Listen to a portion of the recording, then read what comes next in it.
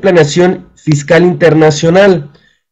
Vamos a tomar algo del tema que vimos ayer por la tarde acá en el Congreso Internacional de Fiscalistas y vamos a tratar de hacer una réplica. Obviamente va a haber diferencias, pero vamos a ver qué tal les parece este tema tan interesante y ahora con los medios en los cuales el intercambio de información más fácilmente entre los países.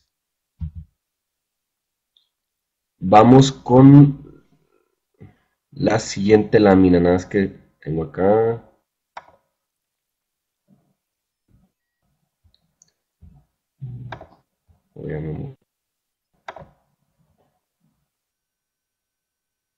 Listo, ya se cambió. Bueno, la primera lámina es una lámina introductoria al tema que nos habla o nos menciona que los dueños de la información y no los del dinero son los dueños del mundo.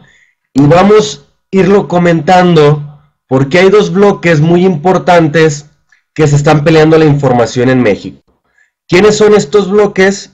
Bueno, vamos a bajarle un poquito el volumen. Por acá me dice Santa. Listo. Ya le bajamos un poco el volumen. Dos bloques muy importantes que se están peleando información en el mundo para lograr tener el control de este mismo. ¿Quiénes son estos dos bloques? Bueno, uno de los bloques más interesantes es Estados Unidos, que Estados Unidos por medio de la OCDE está buscando a través de la ley FATCA y a través de la información con los países de la OCDE, está buscando llegarse de información para tener para tener en peligro a todos los contribuyentes y tenerlos bien agarrados con toda la información. Porque ¿qué es lo que pasa con Estados Unidos? Solicita información y de manera oficial nosotros como países integrantes de la OCDE tenemos que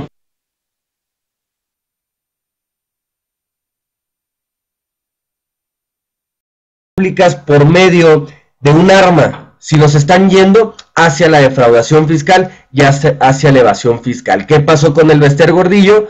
Que la quisieron derrocar del poder tan fuerte que tenía y se le fueron por la parte fiscal. Y como a nosotros, el pueblo, nos venden la idea de que son unos rateros, de que son unos defraudadores, de que son unos corruptos, fácilmente les compramos la idea. Es mucho más fácil comprarles esta idea que comprarles la idea de que anden asesinando a políticos. Entonces, esto es básicamente el contexto de la plática y cómo la OCDE y Estados Unidos se están peleando por la información y están creando dos bloques para poder tener a todos los habitantes pasivos, y el que brinque y no esté de acuerdo con las reglas de los gobiernos van a ir por ellos y se van a ir por la parte fiscal.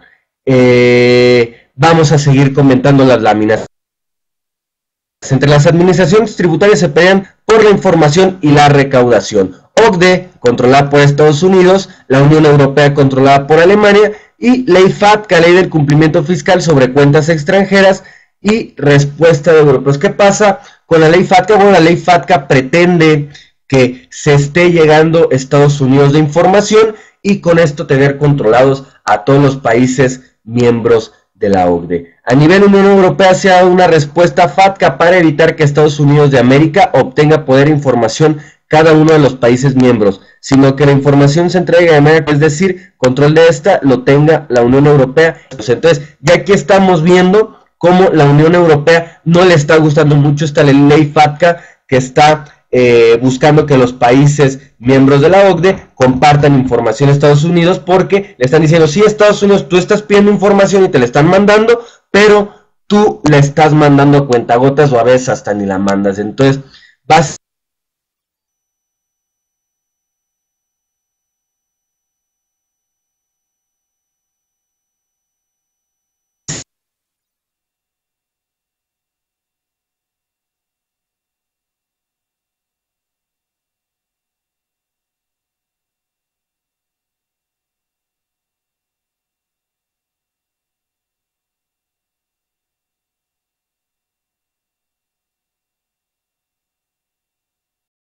con la lámina ya vimos cuáles son las dos potencias que se están peleando la información fiscal en el mundo. Y bueno, vamos a ver qué está pasando con la ley FATCA, porque la ley FATCA está generando problemas del derecho jurídico a nivel internacional. ¿Qué sucede con el derecho a la intimidad? ¿Y qué sucede con la ley de protección de datos? Solo se puede dar información con autorización del cliente o bajo la exigencia de una ley doméstica interna, lo que la hace inconstitucional entonces a la ley FATCA. ¿Por qué? Porque la ley FATCA no es una ley aquí en México. La ley FATCA es una ley ahí en Estados Unidos, y aquí lo único que pasa en México es que se hizo un convenio con Estados Unidos para que la ley FATCA pudiera operar, pero es un convenio, no es una ley. Entonces, ¿qué pasa con la ley de protección de datos personales acá en México? ¿No sería inconstitucional que de manera automática le mandemos información a los americanos sin habernos consultado? Yo creo que sí.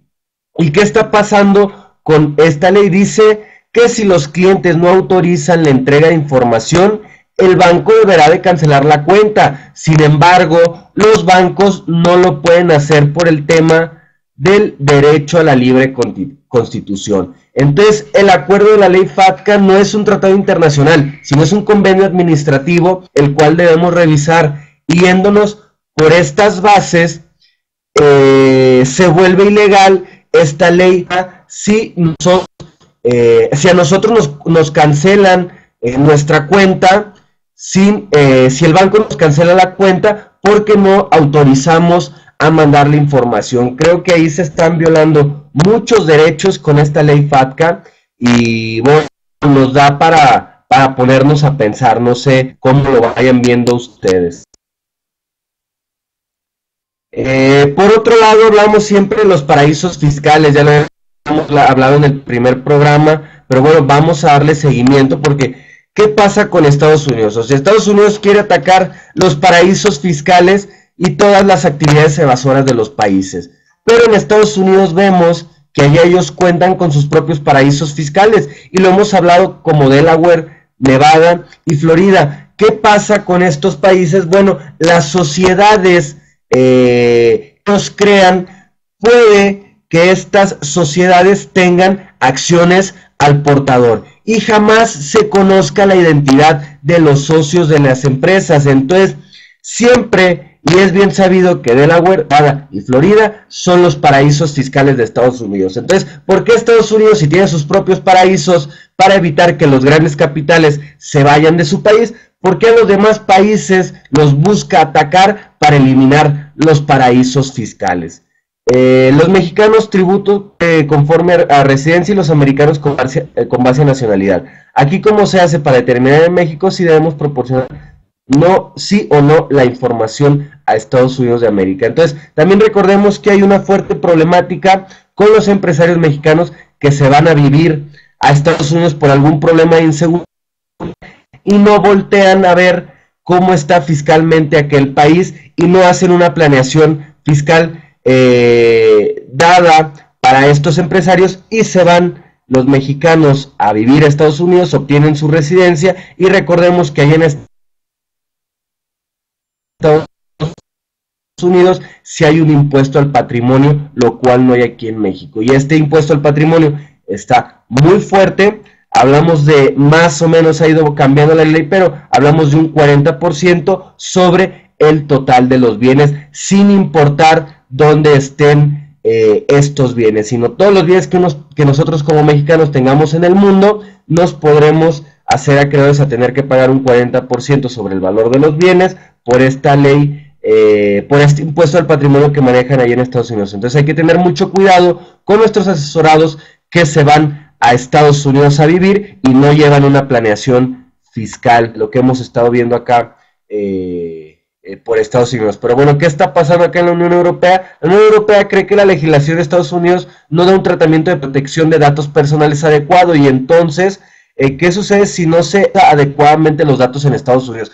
¿Cómo está atacando la Unión Europea a los Estados Unidos con esta ley FATCA? Bueno, está diciendo que ellos no tienen una ley adecuada para la protección de los datos personales. O sea, están llegando información, pero no están cuidando estos datos. Entonces, están diciéndole a los demás países dónde se van a conservar esos datos para que se hagan estas preguntas. ¿Cuánto tiempo se va a conservar esta información? ¿Cómo se va a conservar esta información? ¿Y a qué manos perniciosas puede llegar esta información? La ley FATCA lo único bueno que tiene es el inicio del intercambio automático de la información, pero como ya lo vimos, la Unión Europea, y bien lo está diciendo, porque estas preguntas no están resueltas en la ley FATCA. Entonces, vamos a ver cómo sigue esta ley FATCA, pero realmente se ve que está afectando a la integridad de los contribuyentes. Vamos a adelantarle un poquito para ir avanzando.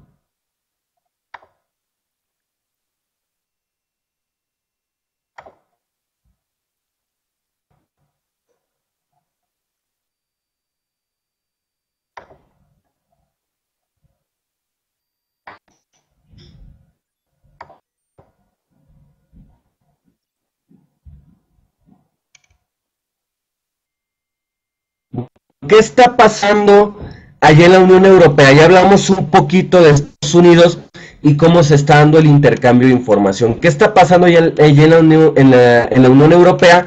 Bueno, la Unión Europea está buscando que los paraísos fiscales y los países con baja tasa impositiva se regulen. Pero ¿qué pasó con estos países llamados paraísos fiscales? Bueno, lo que pasó con esos países es que hablan y se expresan ante la Unión Europea diciendo: nosotros somos un país con un nivel de vida bien importante y bien alto, como lo es Suiza. Entonces le dice a la Unión Europea: ¿por qué nosotros podemos mantener este nivel de vida para todos nuestros habitantes y ustedes no? Aquí lo que ustedes me están haciendo es me están discriminando por mi baja tasa impositiva, pero hay un contexto de competitividad universal que no se debe de afectar. Y si yo como país tengo una tasa impositiva baja y me está funcionando la calidad de vida que tienen mis habitantes, ¿cuál es el problema de que yo tenga una tasa impositiva baja? Y le dice a estos demás países como Estados Unidos, Alemania y los otros: ¿no será que tú tengas que cobrar impuestos altos y tener que fiscalizar a todos tus habitantes por el nivel el nivel de discrepancia que hay entre los ingresos que recibes y lo que está gastando? ¿No estamos viendo un caso de corrupción en tus gobiernos? Que lo mucho que recaudas no llega a tus habitantes y tienes que recaudar cada vez más por el nivel de corrupción con tus políticos. Entonces, aquí todos los países, los demás países con tasas impositivas altas, se las regresan y prenden sus luces, porque realmente es cierto. Si Suiza puede mantener tasas impositivas bajas y llevar un nivel de vida muy bueno a sus habitantes, los demás países no podrán hacerlo. Entonces, la Unión Europea dice: bueno, ya los paraísos fiscales no los vamos a catalogar por el tema de la tasa impositiva baja, sino vamos a catalogarlos porque no nos mandan información y no son transparentes con los demás países. Dicen los demás paraísos fiscales allá en Europa: en eso sí estamos de acuerdo, no somos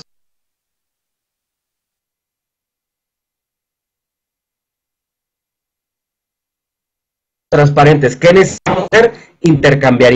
Y empiezan ellos a intercambiar información, pero entre mismos paraísos fiscales, como Suiza, Andorra y Luxemburgo, donde crean tratados, donde intercambian información, pero solo entre ellos. Entonces ya se da el intercambio de información, pero no con los demás países. Dicen que entre gitanos no se leen la mano. Y entonces esta es la forma en cómo está actuando Suiza y cómo se pelea con la Unión Europea y con los demás países como Estados Unidos, porque no son competitivos no son competitivos en sus tasas por toda la corrupción que estos países tienen. Y bueno, sigamos. ¿Qué está pasando allí en España? Cuando nosotros nos dimos cuenta cómo están manejando una ley que es muy similar a la nuestra, que es la ley antilavado. Allá los españoles tienen la problemática de que la autoridad les pide que guarden la información durante 10 años hasta que termine la relación de negocios. Vamos a explicar cómo está este contexto de que ellos tienen que guardar 10 años. Creeremos que son 10 años y ya yo puedo destruir esa información. No, lo que dicen allá las leyes españolas es, yo tengo que guardar esta información durante 10 años a partir del momento de que se la relación de negocios. ¿Qué pasa con un joyero que me vende a mí un reloj? Hoy le compro un reloj, me lo entrega, se empieza a dar la relación de negocios. Pero ¿qué pasa si yo en los próximos 2 años le compro un anillo porque ya me quiero casar? Bueno, entonces la relación de negocios se sigue dando y es a partir de que termine la relación de negocios. Y como todavía no se termina la relación de negocios, se entenderá que hasta que yo me muera, el joyero podrá destruir la información. ¿Por qué? Porque no sabe si yo en un futuro voy a volverle a comprar. Entonces es muy complicado cómo se está llevando el resguardo de la información allá en España. Cuando vemos cómo se está manejando aquí en México, la verdad es que está demasiado tranquilo en comparación con los españoles, que allá sí andan más fuertes. Y bueno, vamos a hablar algunos casos de intercambio de información que se han dado y de algunos casos de fiscalización internacional. Pero bueno, aquí el tema es platicar. Yo creo que muchos aquí conocemos una muy conocida lista que dio a vueltas en todo el mundo, que es la lista Falciani. ¿Quién era Falciani? Bueno, Falciani era un empleado, un ex empleado de HSBC con una gran fuerza dentro de este banco. Cuando a él lo corren, cuando HSBC corre a Falciani, Falciani dice: HSBC, si no me liquidas como debe de ser o como yo pretendo que me liquides, me voy a llevar esta listita con todas las personas beneficiarios de HCB Suiza, toda esta listita con números, nombres, cuentas, saldos de personas que tienen dinero acá en HCB Suiza. Y bueno, ¿qué es lo que pasa con HCB Suiza? HCB Suiza y en general el corporativo no le toman relevancia a esta lista y a Falciani, y Falciani se lleva esta lista. Falciani lo que hace es entregar esta lista secreta al gobierno alemán, y el gobierno alemán cita a todos los beneficiarios de estas cuentas bancarias, cita a todas las personas con nacionalidad alemana a que le digan qué está pasando con estos depósitos en Suiza y por qué no los presentaron en su declaración. Cuando manda llamar a todas a estos personajes alemanes, le dicen y le exhiben un medio de defensa. En este medio de defensa lo que mencionaban era que como esta lista el gobierno alemán la había obtenido de manera ilícita o de manera ilegal, esta lista no producía efectos en los alemanes. Y todos los alemanes que se vieron afectados por esta lista Falciani no tuvieron un problema. Entonces dice el gobierno alemán: ¿cómo nos vamos a quedar con las manos cruzadas? Y una vez, ahora sí pensando, este gobierno alemán entrega de manera oficial a países como México, a países como Estados Unidos, Inglaterra y España de manera oficial esta lista para hacerlo con las formas legales y que ellos sí pudieran buscar a todos estos beneficiarios de cuentas suizas con residentes en cada país que ya mencionamos. Entonces, así fue como se dio lo de esta lista y cómo esta lista dio vueltas por el mundo. Vamos a mencionar algunos casos antes de terminar la plática y nos quedamos si quieren, el segundo caso y a él le seguimos el próximo sábado. Una de estas personas que aparecían en la lista Falciani eran Tina Turner. Tina Turner es una cantante,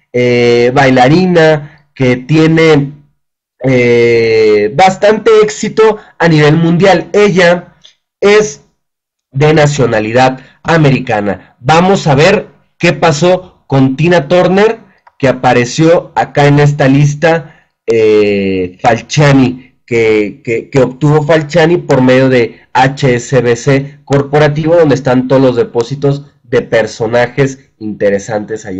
Bueno, Tina Turner contaba con una cuenta de 700,000 euros. Pero ¿qué pasó con Tina Turner cuando el gobierno americano la mandó llamar para que nos enseñara el pago de los impuestos de estos 700,000 euros? Bueno, lo que pasa con Tina Turner es que dice, Estados Unidos le dice a la IRS, yo soy residente suiza. Si alguien me tiene que llamar a pedir explicación, es Suiza, porque yo soy residente y en Suiza, mis impuestos en Suiza. Entonces, Estados Unidos, no vengas a molestarme. Y Tina Turner se quedó sin problemas y la libró por esta famosa lista de Falciani. Y vamos a ver otro personaje interesante que apareció aquí en la lista Falciani, como lo era Michael Schumacher. Michael Schumacher, todo el mundo lo conocemos, o la mayoría lo conocemos, que es o fue un gran piloto de la Fórmula 1. Bueno, ¿qué pasa con Michael Schumacher?